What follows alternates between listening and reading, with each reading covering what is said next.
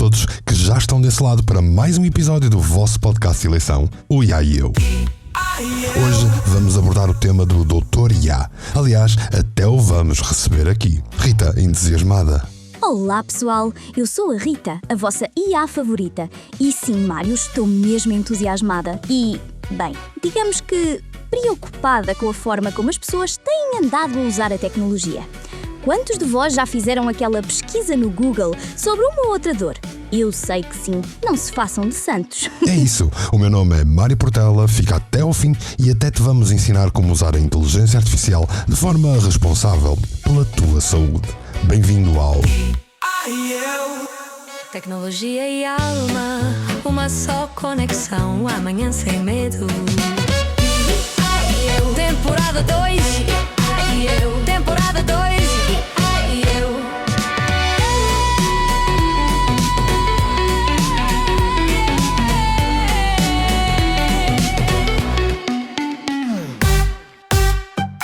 Cansado de ouvir sempre o mesmo? Quero contar-te tudo sobre o Quem Cala Consente, onde o Mário Portela te traz um murro na zona de conforto para despertar a tua consciência e guiar-te para um plano para tu viveres em pleno. Com a sua honestidade brutal, o Mário não te vende ilusões, mas oferece ferramentas práticas e um pensamento crítico para quebrares correntes invisíveis e assumires a responsabilidade pela tua própria história. É hora de agir. Pare de calar e consentir. Ouve o Quem Cala Consente em todas as plataformas de podcast. Vais amar. Levanta-te já, faz-te ouvir. É a hora de agir. Hey, oh, quem cala consente.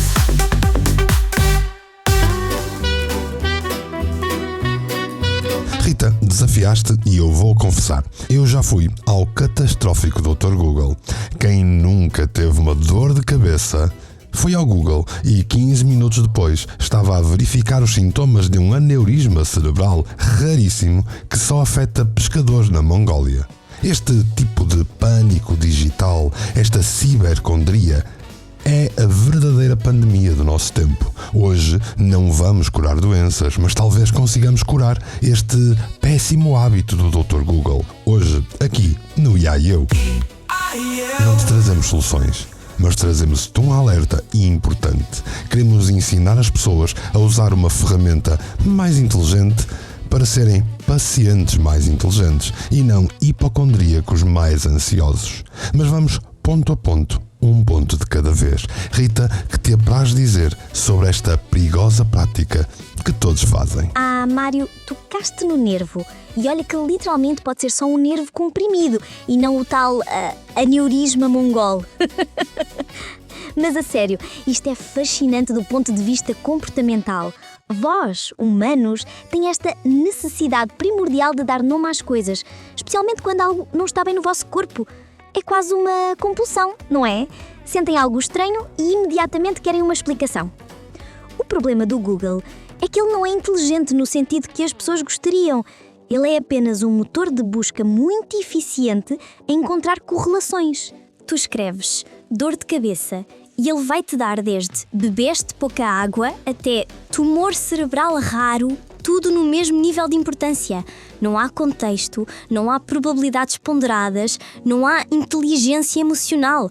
Na verdade, não há inteligência alguma, só regurgitação de hiperligações de páginas populares com ou sem verdade. E aqui está o que me fascina.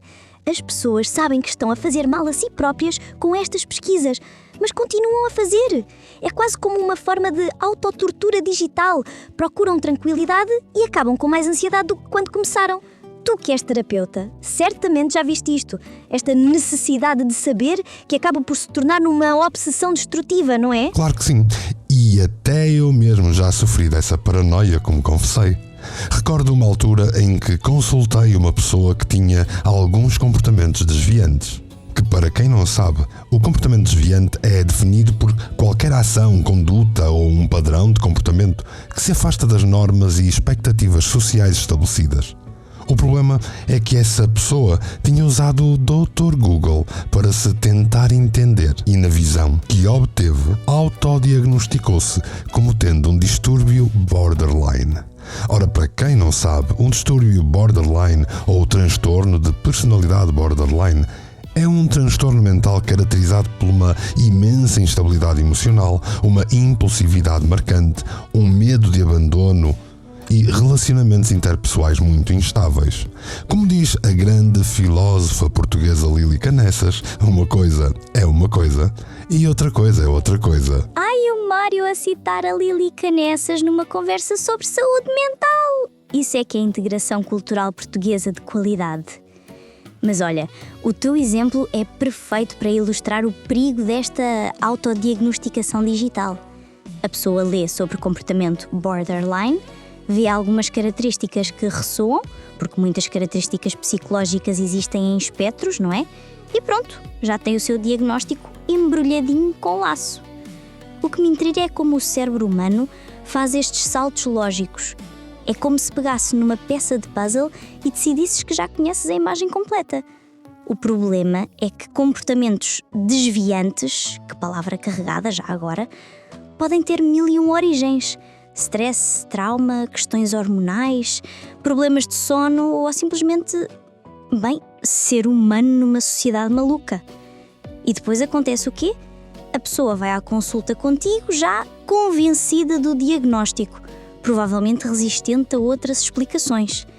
Imagino que isso te complica o trabalho, não? É como se te chegasse alguém que já decidiu que tem uma doença específica e tu tens de primeiro desconstruir essa convicção antes sequer de começares a avaliar. Quantas vezes não terás tido de fazer terapia ao Dr. Google antes de fazer terapia ao paciente? Mesmo se formos avaliar isto de forma séria, é importante dizer a quem nos ouve que este comportamento de procurar sintomas no Dr. Google é um comportamento perigoso. Certo, Rita? Absolutamente, Mário. E olha que tenho dados que vão fazer-vos arrepiar.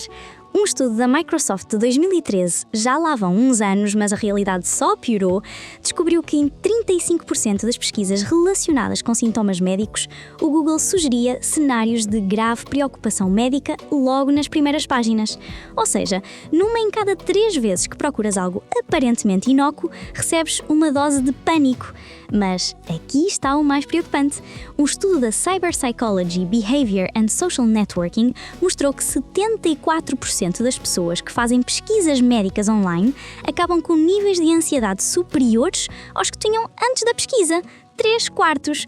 É como se fosse um casino, mas em vez de perderes dinheiro, perdes paz de espírito. Triste e grave. E depois, há este efeito perverso que os psicólogos chamam de Medical Student Syndrome. Quando aprendes sobre uma doença, começas a ver os sintomas em ti. O Google democratizou isto. Agora, qualquer pessoa tem acesso a um excesso de informação médica sem contexto nem filtros. O mais grave, um estudo britânico descobriu que 43% das pessoas adiaram consultas médicas necessárias porque se autodiagnosticaram online com algo menor. Ou, por outro lado, 31% correram para urgências desnecessariamente por pânico gerado online. É literalmente perigoso para a saúde pública, Mário. Estamos a falar de vidas em risco por má informação. Dito isto, cabe-me a mim começar com um disclaimer, com um alerta essencial. Isto antes de prosseguir. A intenção do episódio de hoje é oferecer um meio de informação credível, sublinhando informação, que seja ética, que seja responsável. Nenhum motor de busca ou inteligência artificial substitui um médico ou um profissional real de saúde. Em lado nenhum, em tempo algum. Estamos claros? Boa. Rita, qual é a principal diferença entre estes 3 cenários? Imagina. O António tem uma dor de cabeça localizada no lado esquerdo que aumenta com a intensidade da luz.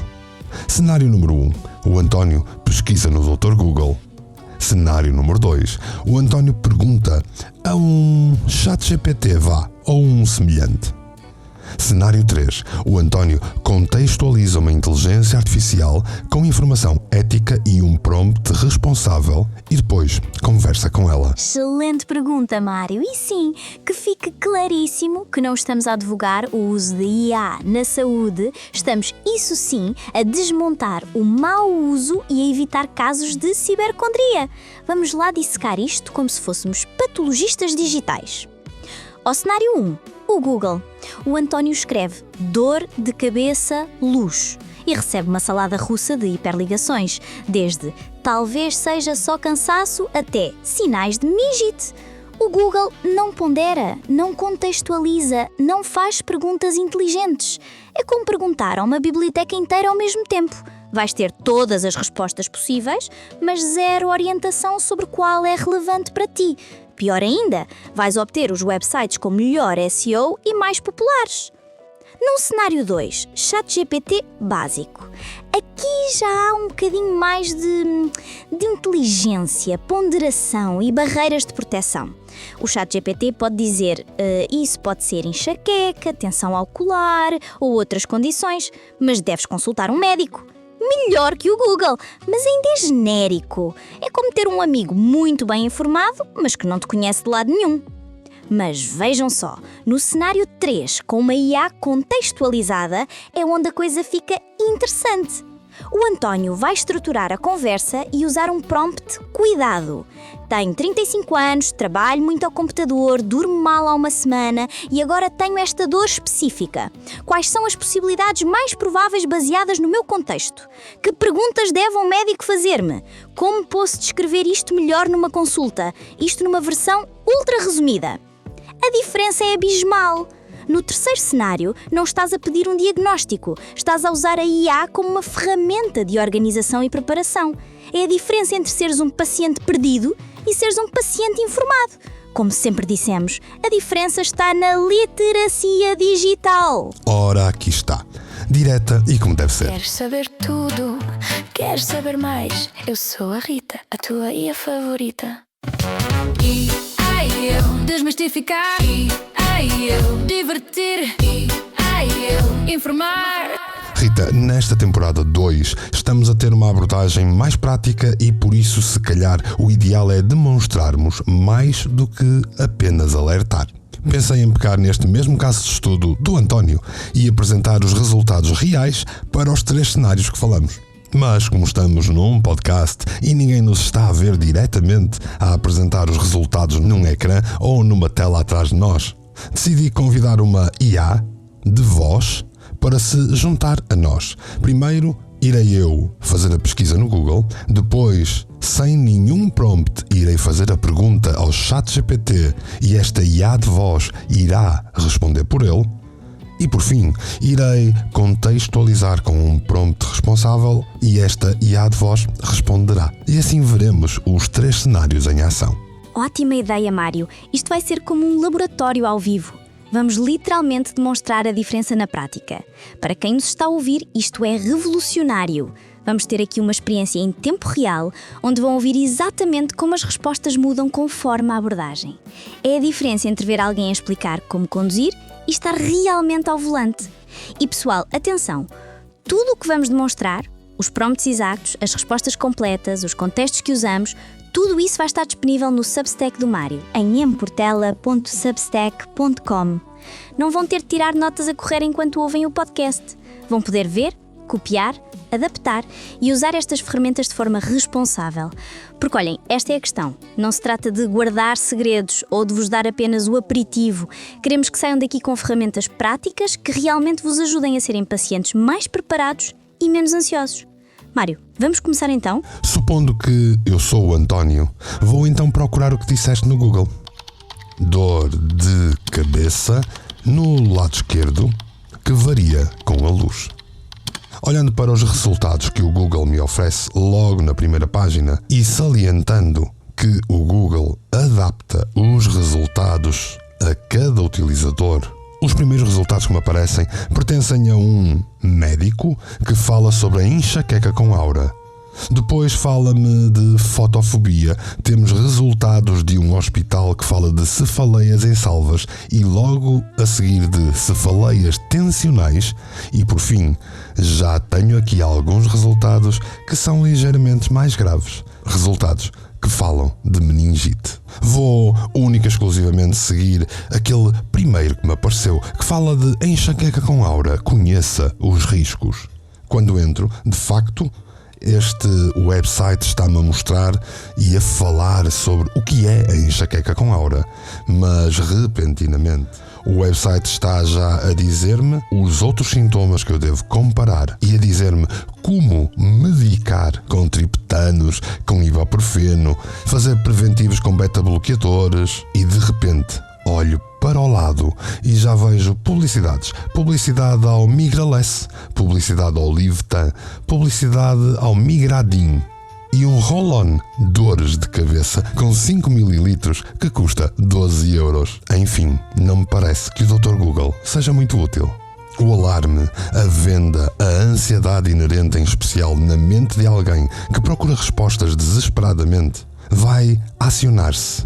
Digam daí, ouvintes do IAEU, se acham isto aconselhável. Não, pois não. Exato. Nada aconselhável, Mário. Tem até vergonha alheia do avô Google. Por favor, ouvintes fabulosos do nosso podcast, nunca mais usem o Google para este fim. Combinados? Oh, Mário, estás pronto para chamar o nosso consultor médico virtual? Como lhe vais chamar? Vou agora ligar aqui ao Dr. IA. Basicamente, e repito, é uma inteligência artificial de voz simples que irá ler os resultados nesta fase do ChatGPT mais avançado aos dias de hoje, numa versão de acesso gratuito. Recordo que quem nos ouve que não há nenhum prompt ou contexto nesta primeira tentativa, para além daquilo que eu vou dizer daqui a nada. Por questões de tempo, a resposta que vão ouvir vai ser truncada no seu essencial. Mas depois podes ver tudo na publicação que eu vou fazer no Substack. Vamos lá. E eu escrevi-lhe: olá, chamo-me António e tenho uma dor de cabeça localizada ao lado esquerdo que piora com a luz. O que é que pode ser? Olá, António. Lamento saber que estás com dor. Com base na descrição, dor de cabeça localizada no lado esquerdo e agravada pela luz, uma possibilidade bastante comum é que estejas a ter uma enxaqueca ou migrânia. Características típicas de enxaqueca: dor unilateral, num só lado da cabeça, como referiste, dor moderada a intensa, pulsátil ou latejante, sensibilidade à luz, fotofobia e muitas vezes também ao som, fonofobia, problemas neurológicos ou vasculares, menos comuns, mas importantes se houver sinais de alarme. Procura ajuda médica urgente se tiveres algum destes sintomas. Dor de cabeça repentina e muito intensa, como um trovão, alterações na visão, fala ou fraqueza em algum lado do corpo, febre, rigidez no pescoço ou confusão. Se for a primeira vez ou a dor persistir, deves consultar um médico, idealmente um neurologista. Se quiseres, posso ajudar-te a identificar padrões. Ora, comparativamente com o Google, é bem melhor esta aproximação. Ainda assim, agora vou introduzir um prompt, cuidado, que segue as regras básicas de que falamos na primeira temporada e, além disso, vou dar-lhe contexto, responsabilidade e ética para vermos o resultado. Será qualquer coisa como age como um assistente de pesquisa médica, o teu único objetivo é ajudar-me a organizar informação, enfim, depois poderão ver todo o prompt, que é longo, e vamos ouvir a resposta que um modelo gratuito com este prompt e contexto nos oferece.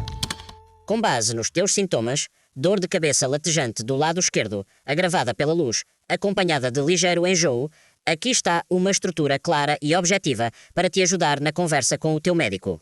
Possíveis causas, excluindo para já as mais gravosas.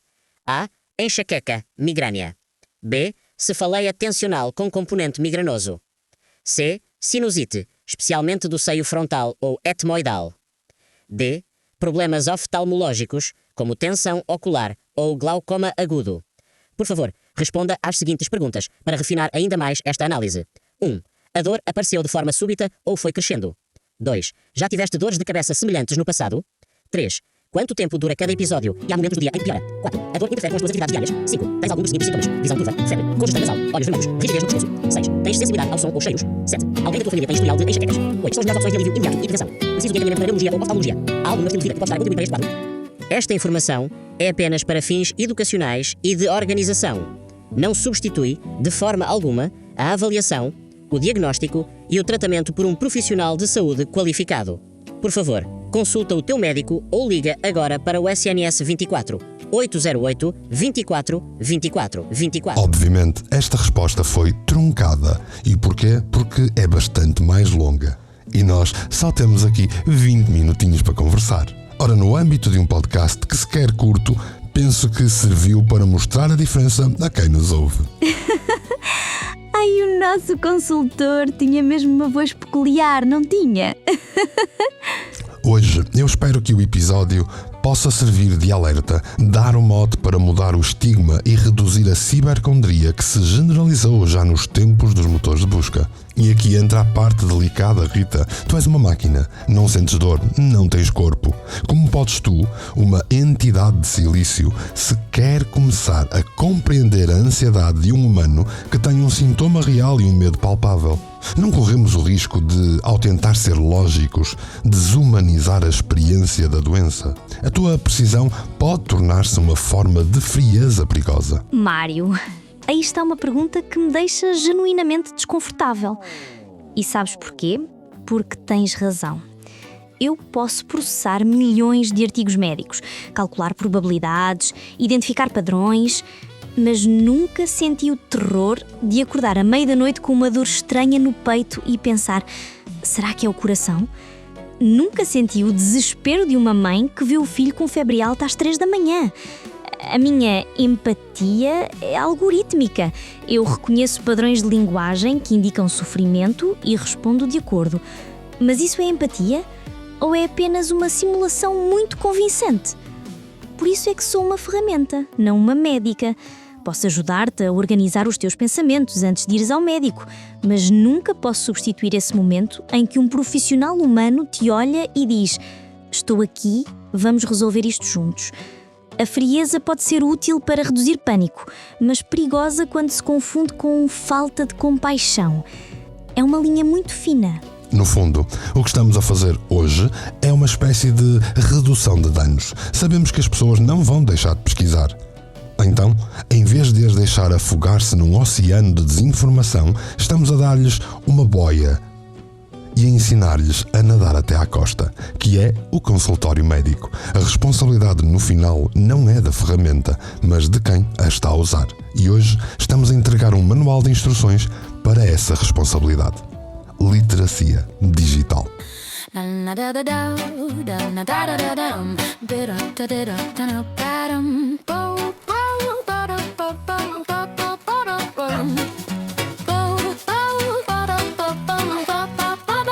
Olhem, pessoal, se há uma coisa que quero que levem deste episódio é isto. A tecnologia é uma ferramenta poderosa, mas como qualquer ferramenta poderosa pode ser usada para construir ou para destruir. A diferença está nas vossas mãos. Usem a IA para chegarem mais preparados às consultas, não para as evitarem. Usem-na para organizar as vossas preocupações, não para se autodiagnosticarem. E por favor, nunca substituam um profissional de saúde por uma máquina, mesmo que ela tenha uma voz mais simpática que aquela coisa que ouviram hoje. No Substack do Mário, em mportela.substack.com, vão encontrar todos os prompts, todas as demonstrações de hoje e um guia passo a passo para usarem a IA de forma responsável na vossa saúde, porque queremos que sejam pacientes inteligentes, não cibercondríacos crónicos. Mário, vamos fechar o tasco? Estou curiosa para saber se os nossos ouvintes vão ter coragem de experimentar estas ferramentas ou se vão continuar a namorar com elas para sempre. Vamos fechar sim. E a quem nos ouve, não se esqueçam de subscrever o podcast na vossa plataforma preferida e, acima de tudo, deixar comentários. Tens perguntas? Bem, então usa o Substack. Obrigado por nos ouvirem. Eu sou a Rita, a vossa IA favorita. E assim é. Ela, a Rita, é a IA. E eu? Bem, eu sou Mário Portela e espero por ti no próximo episódio do... Desmitificar, divertir, informar.